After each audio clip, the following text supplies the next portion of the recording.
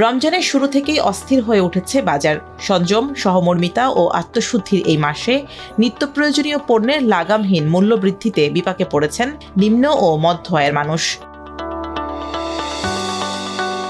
সরবরাহ সংকট ও রমজানের বাড়তি চাহিদাকে পুঁজি করে চট্টগ্রামের বাজারে মাত্র এক সপ্তাহের ব্যবধানে কেজিতে ৩০ টাকা পর্যন্ত বৃদ্ধি পেয়ে সেঞ্চুরি হাঁকিয়েছে ভারতীয় পেঁয়াজের দাম।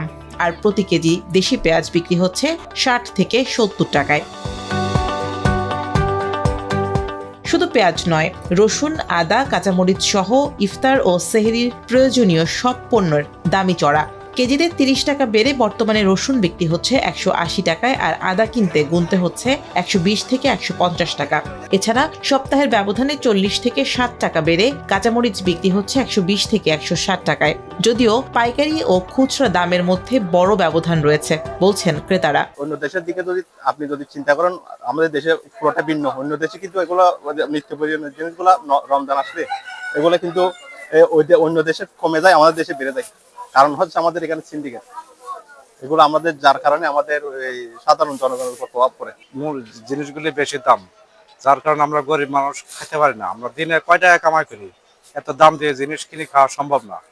এটার জন্য যদি একটু সরকার দেখতো তাহলে আমাদের জন্য একটু ভালো হতো। পাইকারি বাজার বাড়তি কারণে আমরা বেশি দিয়ে কিনতে হয়, এজন্য আমরা বেশি বেচতেছি। আবার পাইকারি কমে গেলে আমরা কম কিনতে এলে আমরা কম বিক্রি করব।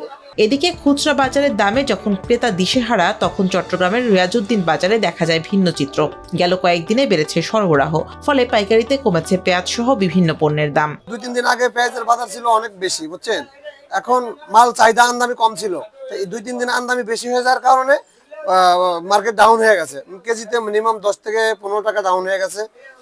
এখন খুচরা বাজারওয়ালারা কি দরকার তা তো আমরা জানি না। ওরা বিক্রি করে আমাদের দিয়ে কিনে নেয় ৪০ টাকা, ৪২ টাকা, ৩৮ টাকা। বাজারে মাঝে মাঝে অভিযান পরিচালিত হলেও তা পর্যাপ্ত নয়, বলছেন ক্রেতারা।